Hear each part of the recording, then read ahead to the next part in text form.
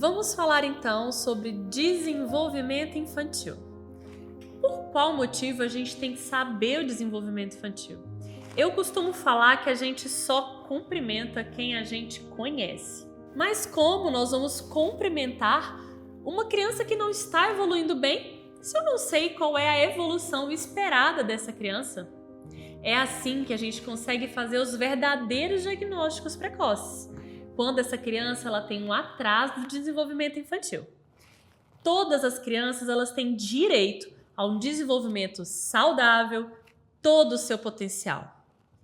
E para isso, a gente precisa oferecer condições favoráveis para que esse desenvolvimento ele seja eficaz, menos dispendioso e que a gente consiga reverter ou mitigar esses atrasos, essas adversidades que acontecem posteriormente.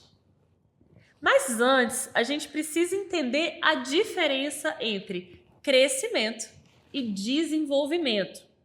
Então, quando a gente fala de crescimento ele representa o desenvolvimento físico da criança. Ele é quantitativo, ele é avaliativo. Você pesa, mede a criança, você joga num gráfico.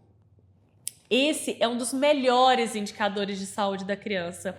É aquilo que todo pediatra faz na consulta de rotina. É o que serve para a gente guiar quando essa criança não vai bem, quando ela está adoecendo demais, quando começa a ter uma repercussão. Ele sofre influência genética, neuroendócrina, de atividade física, do sono. Ele tem que ser anotado, medido em todas as consultas de puericultura. Inclusive peso, altura, IMC e perímetro cefálico. E aí a gente analisa aquele gráfico e vê se aquele gráfico está adequado. Analisar o gráfico é muito mais importante que olhar um número isolado. Por sua vez, o desenvolvimento ele é qualitativo. O que é desenvolvimento? É a construção e aquisição de novas habilidades de forma contínua, dinâmica, progressiva para a realização de uma função que fica cada vez mais complexa com o passar do tempo. E é fundamental a gente conhecer do desenvolvimento infantil para que a gente possa identificar precocemente qualquer atraso. Ele é a base para a gente saber de todos os transtornos do neurodesenvolvimento.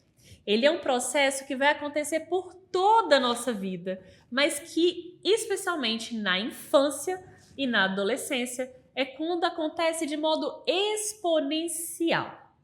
O desenvolvimento integral dessa criança nesse período, ele é crucial para a vida.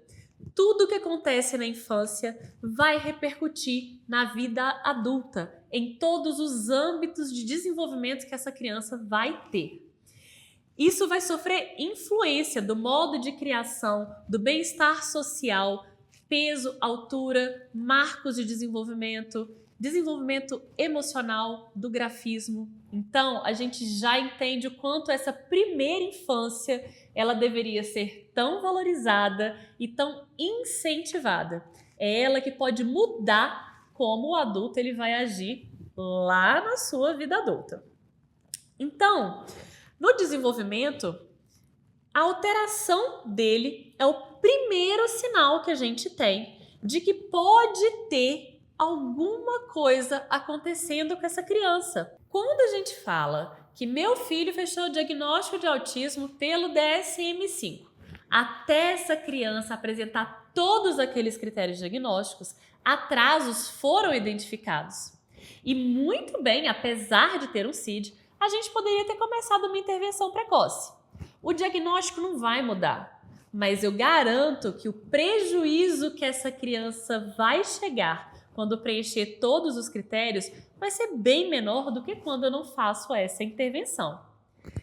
Se a gente não entende, a gente acha que cada criança tem o seu tempo e isso é um perigo. Nessa aula, nós vamos abordar todos esses aspectos que vocês precisam saber, tanto para as crianças típicas quanto as atípicas. Muito se fala sobre salto de desenvolvimento. Salto de desenvolvimento, ele não foi comprovado. É um termo que a mãe usa e que está no livro da Sociedade Brasileira de Pediatria, da mudança comportamental que a criança faz para poder ganhar uma nova habilidade. Mas a criança funciona com habilidade pré-requisito. Então a criança começa numa habilidade básica e essa habilidade é pré-requisito para outra. Ela tem que ser progressiva e contínua e nunca deve haver regressão. Regressão persistente, sem que nada tivesse acontecido, é um dos sinais de alarme mais importantes que a gente tem que ter para transtornos do neurodesenvolvimento e outras patologias que podem acometer, como, por exemplo, epilepsias, uma criança que pode ter uma doença degenerativa. Então, regressão nunca é legal. A criança ela tem uma evolução constante e linear. Esse plano de desenvolvimento, ele pode sim ter influência genética, que a gente carrega do pai, que a gente traz da mãe, que tem característica da família. Mas ela tem um período para se respeitar. Ela tem um período para começar e um período para ser estabelecida e um período para acabar. E a gente, apesar da influência genética e da influência do meio, a gente tem que respeitar esses períodos. Vou colocar uma tabela agora aqui para vocês olharem, que é falando sobre a janela de desenvolvimento infantil. Esse gráfico, ele tá lá no Nelson, que é um livro que a gente usa muito na pediatria, né? O Nelson, ele é o papa da pediatria. Ele fala das janelas de oportunidade e onde acontece cada desenvolvimento da criança. Nesse gráfico é incrível, porque a gente vê que o desenvolvimento da criança acontece dentro da barriga da mãe. Dentro da barriga da mãe, ela já está aprendendo, ela já tem uma capacidade de função cognitiva superior sendo desenvolvida. Quando essa criança nasce, olha o que está aumentado. É a capacidade sensorial. A capacidade sensorial da criança, olha ali, ó, você segue o gráfico, segue. Lá em cima, o ápice com 3, 4 meses. Isso significa que aquele bebezinho, ele está desenvolvendo toda a parte sensorial dele. Então ele precisa de quê? Muito contato, muita conversa, estar com a mãe, cheiro, audição, visão. Nós vamos detalhar cada desenvolvimento desse. Mas isso cai o mito de que bebê, quando fica no colo, vicia. Não, o bebê precisa de contato, o bebê precisa de colo. E quando você deixa aquele bebê em cima de uma cama, sem dar atenção, você está prejudicando o desenvolvimento do seu filho, porque a gente tem esse período de melhor desenvolvimento. Não é que não vai se desenvolver. Vai, mas não com tanta potencialidade quanto este período. Aquela janelinha verde que está ali 5 anos é quando o cérebro da criança está num boom de desenvolvimento, especialmente nos 2 anos de idade. É onde tem a maior conexão cerebral sendo feita. E a gente quer aproveitar essa oportunidade para a gente conseguir correr atrás dos atrasos que essa criança tem. Por isso, tanto se fala do diagnóstico precoce e da intervenção precoce, porque ali aquele cérebro está aprendendo tudo que ele é capaz. E nós vamos passar por períodos que a gente chama de poda neural. Se essa criança tem conexões fortes, se essa criança consegue estabelecer vínculos fortes, quando chega na poda neural, essa poda vai ocorrer sabendo o que vai ser podado e o que não. E a gente sabe que na criança com transtorno do espectro do autismo, um dos motivos é uma poda neural inadequada. Eu sei que vendo essa primeira aula tudo é muito confuso, muitos termos, mas tudo isso vai ser detalhado posteriormente. Fica tranquilo. Esse gráfico também vai estar no e-book. Você vai poder ver, rever, reler e olhar tudo certinho. Vamos falar então dessa primeira infância. Aquela janelinha verde que eu coloquei ali. A primeira infância é esse primeiro período até o 6º ano dessa criança. É nesse período onde a criança vai vivenciar todas as suas descobertas. Tudo é novo, tudo é uma descoberta. tudo que ele aprender ali vai ser levado para o resto da vida dele.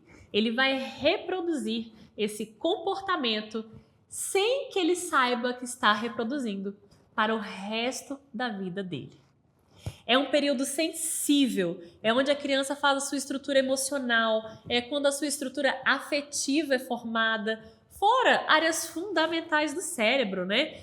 A gente tem áreas que, além da estrutura, são primordiais na primeira infância. É quando a gente forma caráter, é quando a gente começa a ter personalidade, a capacidade de aprender, a capacidade de memorizar e da gente entender relações sociais, aquelas pistas sociais que ninguém ensina pra gente, que parece que já vem embutido. Isso é feito nessa primeira infância. É muito importante que essa criança não só tenha o desenvolvimento pleno do ponto de vista alimentar, de sono, mas também do ambiente que essa criança vive. Essa criança ela vai sofrer muita influência do meio para que esse desenvolvimento cerebral aconteça, inclusive estrutural. Se essa criança cresce num ambiente favorável, cercada de afeto, sendo respeitada, com uma liberdade de brincar, sendo ensinada a brincar, que hoje falta muito com o celular. A gente coloca a criança ali na tela e acha que isso é brincar. A gente precisa sentar, a gente precisa brincar com essa criança. É assim que ela vai aprender. E isso ela vai levar para o resto da vida dela. Tudo isso vai fazer parte da constituição do adulto que ela vai ser lá no futuro. O investimento de bons adultos para a sociedade está na primeira infância. E aí eu trago um estudo que é muito legal e que eu uso bastante. Vou colocar aqui, ó, a diferença de 2 cérebros. São cérebros de 2 crianças de 3 anos. Não reduziu o tamanho deles. Eles estão do tamanho comparativo. A diferença do cérebro maior para o menor. Essa criança de 3 anos, e esse estudo foi feito no Texas Children's Hospital, essa criança de 3 anos que tem o cérebro maior, essa criança cresceu num ambiente favorável, onde recebeu colo, onde teve seus medos respeitados, sua brincadeira adequada, pleno de desenvolvimento, maravilhoso. É um cérebro sem sulco, bonitinho, todo preenchido. Maravilhoso. Já o cérebro pequenininho é de uma criança que foi negligenciada. E quando eu falo negligência, nem sempre eu estou falando de maus tratos físicos, né? De criança que passou fome, de criança que daquele extremo. Não, uma criança negligenciada, que muitas vezes a gente vê tão perto da gente. Essa criança que teve essa infância até o 3º ano negligenciada, ela tem um cérebro pequenininho, tem mais sulcos, você vê ali mais pretinhos, você vê ali no meio que está maior um pouquinho, ou seja, esse tecido cerebral está menor. E isso ocorre o quê? Ela ocorre atrás do desenvolvimento intelectual. Crianças que têm dificuldade de relacionamento, crianças que têm memória debilitada, um excesso de dependência emocional, uma tendência ao isolamento social, tem uma tendência a relações abusivas no futuro. São adultos que frequentemente têm abuso de álcool, abuso de drogas, que têm uma baixa autoestima relacionada à depressão. E muitas vezes, quando a gente fala de respeitar a criança, de uma educação respeitosa, a gente se depara com a frase de eu apanhei e não morri.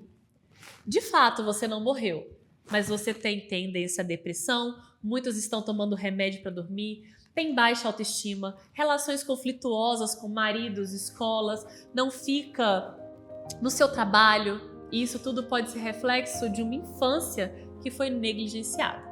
Não negligenciada porque talvez seus pais queriam o pior, mas porque talvez eles não sabiam o que era melhor e achavam que esse era o melhor que estava fazendo para o seu filho. Mas hoje, quando a ciência traz essa luz de conhecimento, a gente tem a oportunidade de mudar a infância dos nossos filhos. E isso não sou eu que estou falando, é a ciência que está demonstrando.